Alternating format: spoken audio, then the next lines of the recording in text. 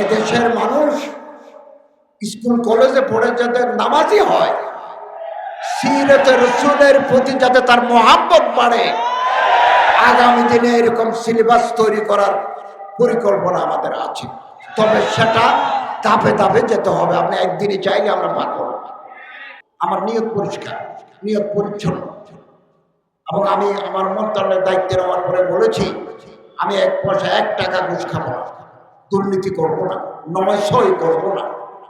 আপনারাও এই তরিকায় চলবেন। আমরা সিদ্ধান্ত নিয়েছি, আমরা যারা উপদেষ্টা, প্রধান উপদেষ্টা থেকে আমি পর্যন্ত, আমরা রাষ্ট্রকে হিসাব দিচ্ছি আমাদের সম্পত্তি কত আছে। দেওয়া শুরু হয়ে গেছে, আমিও দেব। আমার কিছু জমিনের রেকর্ড লাগবে, এই জন্য আমার একটু দেরি হচ্ছে। আমরা যেদিন বিদায় নেব 1 পয়সা আমাদের বাঁটবে না। রাষ্ট্রকে লুটে পুটে খাওয়া, এটা কোন দেশপ্রেমিক মানুষের কাজ হতে পারে? আমরা এটা দৃষ্টান্ত স্থাপন করতে চাই যে আমরা রাষ্ট্রের টাকা চুরি করব না, দুর্নীতি করব না। দুর্নীতিবাজ কর্মকর্তা যদি আমাদের মন্ত্রণালয়ে থাকে, আমরা তাদেরকে চিহ্নিত করে তাদেরকে সেট করে দেব।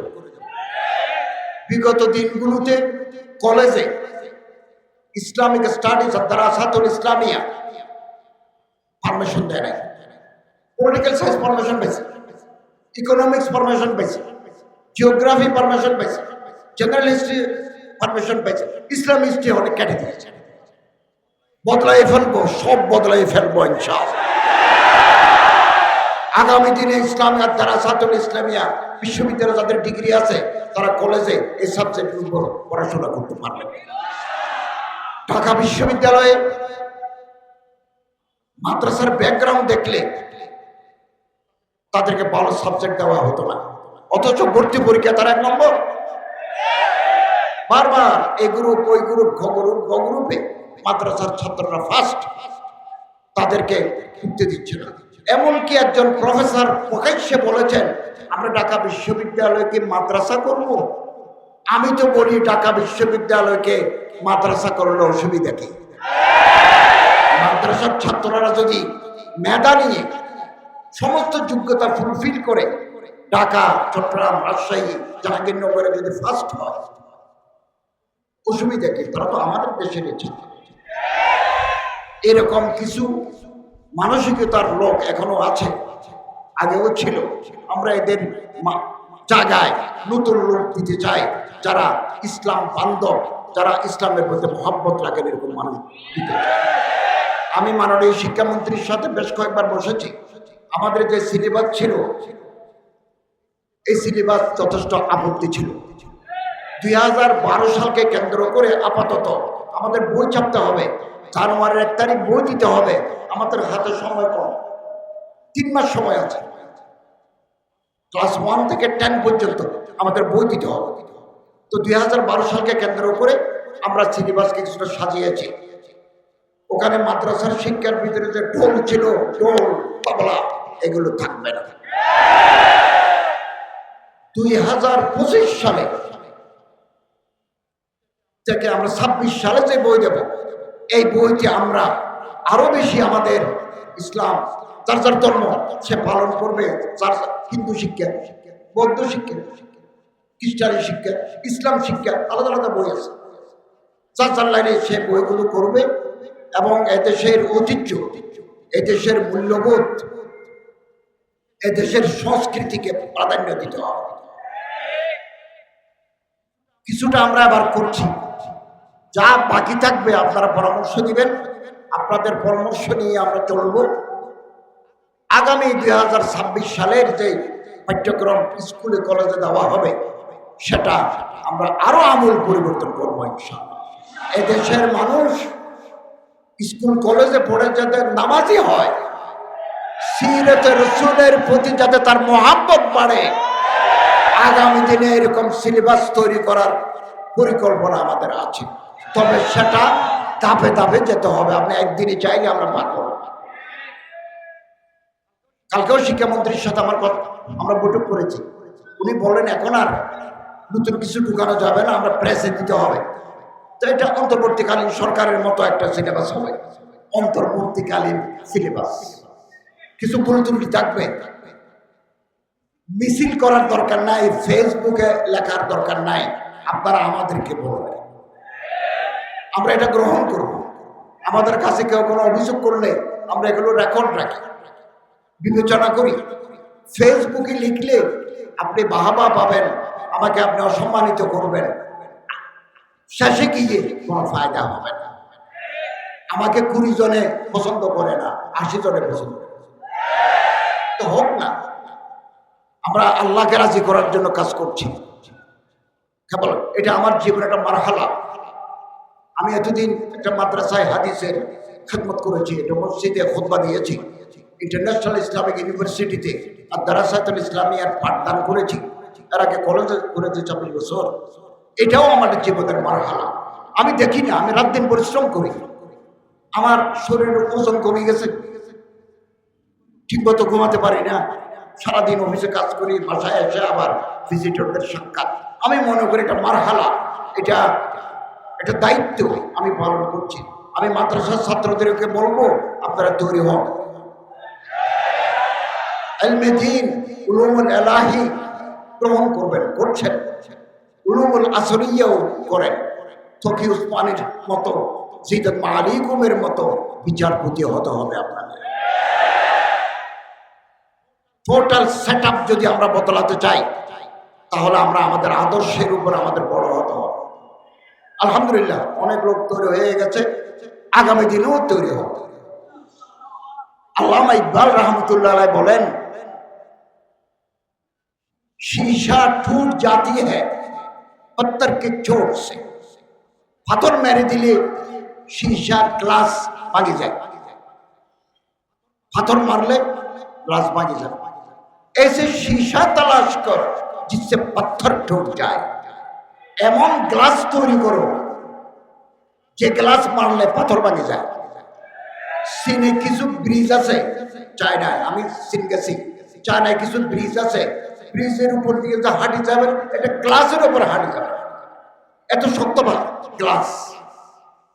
আপনি হাঁটতে নিচে গাছ দেখে ভয় পাবেন, কিন্তু আপনি ব্যাগে পড়বেন না, কারণ এটা মজবুত शीशा है।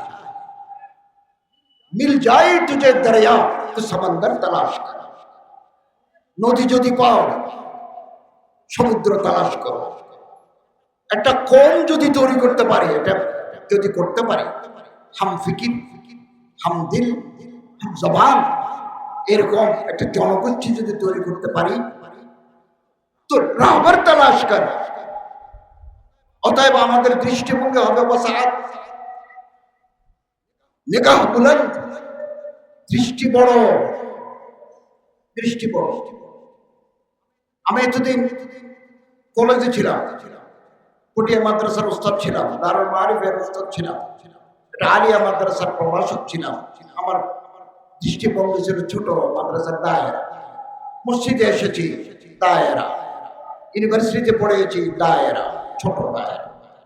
এখন বাংলাদেশের সরকার যারা চালায়, 20-25 জন তারা উপদেষ্টা, আমাদের সচিবরা আছেন, বিভিন্ন স্তরের কর্মকর্তারা আছেন, আমাদের পরিধি পুরো বাংলাদেশ,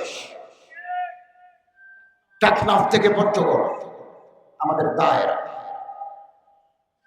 দায়েরা, এই দায়েরা উঁচি হয়ে গেছে, তো দৃষ্টিভঙ্গি আপনার বড় করতে হবে। নেগা বলেন সুখান দিল নওয়াজ, কথা বলতে হবে যাতে দিলে আসর করে, দিল খুশি হয়, এরকম জবান লাগবে, সুখান দিল নওয়াজ। এবং যা ফুরসুস, দিলের ভিতরে উম্মতের জন্য দরদ থাকে। বাংলাদেশে এটা বিগত আসলে আমি কোনো কথা বললাম না, আমি কোনো স্টেটমেন্ট দিলাম না, আমি কোনো প্রতিবাদ করলাম না, তাহলে আমার দিলের ভিতরে সাজও নেই, সুজও নেই, এটা হতে পারে না। ইমাম আহমদ বিন হাম্বল এত বড় ফকিহ, কত বড় ফকিহ, কত বড় মুত্তাকি, পাশাপাশি তৎকালীন অন্যায় জুলুমের বিরুদ্ধে তিনি জেল কেটেছেন। এই সমস্ত ওলামায়ে কেরাম, শেখুল হিন্দ আল্লামা মাহমুদুল হাসান রাহিমাহুল্লাহ, শেখুল ইসলাম আল্লামা হোসেন আহমদ মাদানী, তারা কি ব্রিটিশের সাথে আপোষ করে নীরবে থাকতে পারতেন না? পারতেন। কিন্তু তারা মনে করছেন এই মুহূর্তে ময়দানে ঝাঁপিয়ে পড়ে ভারতবাসীকে ব্রিটেনের জুলুম থেকে আমাদের রক্ষা করা প্রয়োজন। ওলামায়ে দেওবন্দের ইতিহাস সংগ্রামের ইতিহাস। সবসময় আপনি দেখবেন বাংলাদেশের বর্ণবসর ইতিহাসে কোন ফিতনা যখন ময়দানে আসে, অন্যান্য মাকতাবে ফিকিরের আলেমরাও এই ফিতনার মোকাবেলা করতে আসেন। আমি তাদের খেদমতকে সাহায্য করতে চাই না, তবে দেওবন্দ ওলামায়ে কেরামরা প্রথম ময়দানে নামেন, বুকের তাজা রক্ত দেন। এটা দেওবন্দি শিবা, এটা দেওবন্দি মাসলাকের এটা অন্যতম খুঁটি হচ্ছে যে বাতিলের সরকবি। এই বাতিলের সরকবির ব্যাপারে ওলামায়ে দেওবন্দ সত্য। আমি আপনাদেরকে বলি, হাইয়াতুল আউলিয়া মাদারিসুল কওমিয়া যদি বাংলাদেশ সরকারের কাছে আবেদন করে, দরা হাদিসের সনদ হয়ে গেছে পার্লামেন্টের মাধ্যমে, এই সনদের কার্যকারিতা, এই সনদ নিয়ে দেশে কি করতে পারবে একথা স্পষ্ট নয়। এটা নিয়ে আপনি কি করবেন? আরো কিছু কাজ বাকি ছিল, এগুলো যদি আগে করা হইতো সবচেয়ে ভালো হতো। যিনি স্বীকৃতি দিয়েছেন তার মাধ্যমে এটা করলে বেশি ভালো হতো। এখনো ভালো হওয়ার পথ বন্ধ নাই। সফাকুল মাদারেস, হাইয়াতুল আউলিয়া, আরো যত বোর্ডগুলো আছে 6টা বোর্ড, তারা যদি একটা রিপ্রেজেন্টেশন আমাদের শিক্ষা মন্ত্রণালয়ে দেন, প্রধান উপদেষ্টার সাথে দেখা করেন, আমি আপনাদের পাশে থেকে দরা হাদিসের হাইয়াতুল আউলিয়া সনদকে এই দেশে আপনারা সেবা করার পথ খুলে দেওয়ার ক্ষেত্রে আমি উল্লেখযোগ্য ভূমিকা রাখব।